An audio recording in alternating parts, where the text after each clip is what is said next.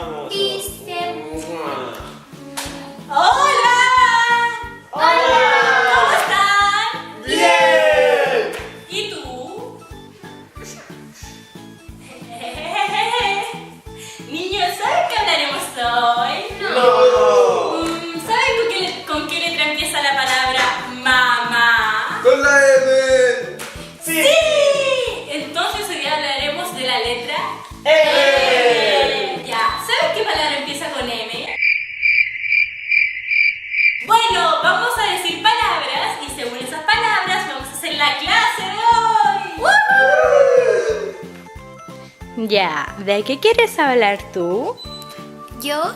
Sí, tú. Miley Cyrus. Ya, tú. ¡Melón! Eso es un día, pero ya, quizás. Tú. Medidas de dispersión. Puede ser. ¿Y tú? Muerte. Bueno, sí, vamos a hablar de medidas de dispersión. Ya, niños, ¿saben qué son las medidas de dispersión? No, pero yo quiero saber. Y Pablo, ¿tú sabes? Bueno, Abril, ¿sabes? Es cuando la gente se dispersa. Araceli, ¿sabes? Bueno, pero como Cristian quería saber, y para hacerle un niño más feliz aún, les vamos a contar qué son. Las medidas de dispersión, también llamadas medidas de variabilidad, muestran la variabilidad de una distribución, indicando por medio de un número si las diferentes puntuaciones de una variable están muy alejadas de la media. Cuanto mayor sea ese valor, mayor será la variabilidad, y cuanto menor sea, más homogénea será la medida. Así, se sabe si todos los casos son parecidos o varían mucho entre ellos. Parece que no entendieron mucho, así que les dejo una explicación más simple con nuestro amigo Chili Willy.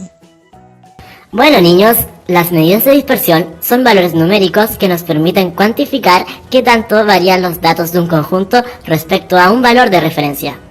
Por lo tanto, si al calcular nos aparece un número pequeño, los datos estarán cercanos al valor de referencia. Esto significa que hay poca dispersión, y por lo tanto, los datos serán más parecidos entre sí. Por otro lado, si al calcular nos da un número más grande, los datos estarán alejados del valor de referencia. Es decir, habrá mayor dispersión, por lo que los datos serán más diferentes entre ellos. Ya, niños, haremos ahora los ejercicios de medidas de dispersión. Calcularemos la varianza muestral, la desviación estándar y finalmente la mediana. Para esto utilizaremos nuestros peluches. Este mide 60 centímetros, recuérdenlo. Este chiquitito solo 25. Luego este mide 55 y su amigo de al lado 80, para terminar con Elmo que mide 70 centímetros.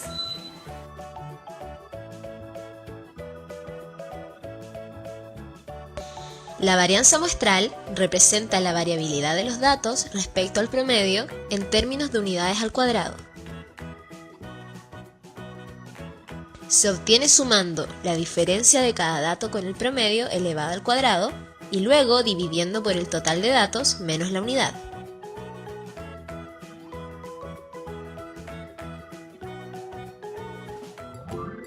En este caso, al primer dato, que es 60, le restamos el promedio, que es 58, y luego lo elevamos al cuadrado, dándonos 4.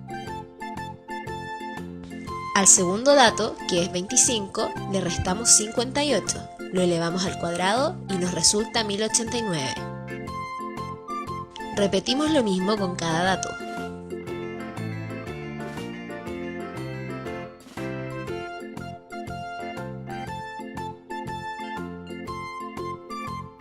Luego sumamos todos los resultados obtenidos y los dividimos en el número de datos menos 1, que en este caso sería 4, y nos da una varianza de 432,5 centímetros cuadrados.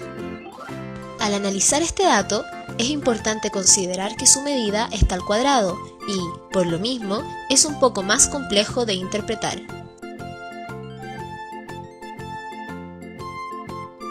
La desviación estándar representa la variabilidad de los datos respecto al promedio, pero en la misma unidad que las variables. Esta se obtiene calculando la raíz cuadrada de la suma de las diferencias de cada dato con el promedio, elevadas al cuadrado y divididas por el total de datos menos la unidad. Es decir, se calcula la raíz cuadrada de la varianza muestral. Como ya se calculó, la diferencia del primer dato con el promedio elevada al cuadrado es 4, la del segundo es 1089, y así sucesivamente.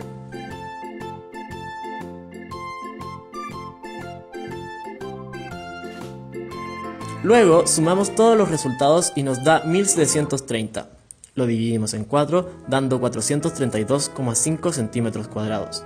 A esto le calculamos la raíz cuadrada y resulta 20,79 centímetros. Esto quiere decir que en promedio los datos estarán 20,79 centímetros por sobre y bajo la longitud media.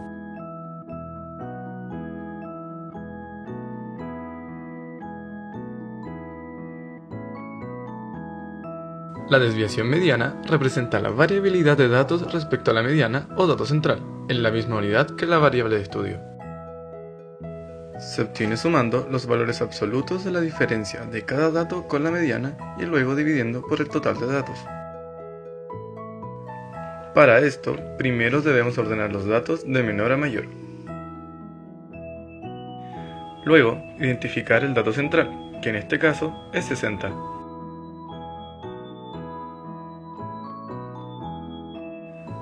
Después, calculamos el valor absoluto de la diferencia del primer dato, que es 25, con la mediana, que es 60, y nos da 35.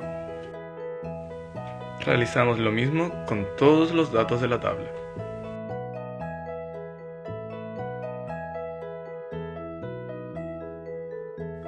Ahora, sumamos todos estos resultados y los dividimos por el total de datos, que en este caso son 5, dándonos un valor de 14 centímetros.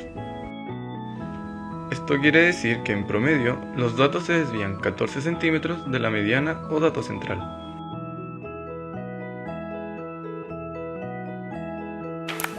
Ya niños, todos hicieron muy bien su tarea, así que ahora se pueden ir a la casa. Pablito, ¿qué está haciendo? Melón. Ay, tía, Dígame, ¿dónde está la Araceli?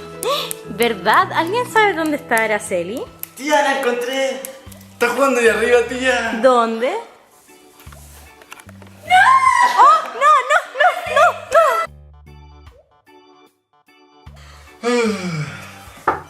¡Cristian! ¡Ven a cenar, Cristian! No, mamá, voy a dormir porque estoy cansado. ¡Ah, cámara flojo! Era mentira, voy a hacer mi tarea en Excel. Ahora que tenemos los datos ordenados en una tabla, con Excel calcularemos las medidas que nos interesan. Para el promedio, escribimos el signo igual e ingresamos la función promedio. Seleccionamos los datos, presionamos Enter y nos entrega el valor de 58 centímetros. Para calcular la mediana, escribimos el signo igual e ingresamos la función mediana. Seleccionamos los datos, presionamos Enter y nos dará el valor de 60 centímetros.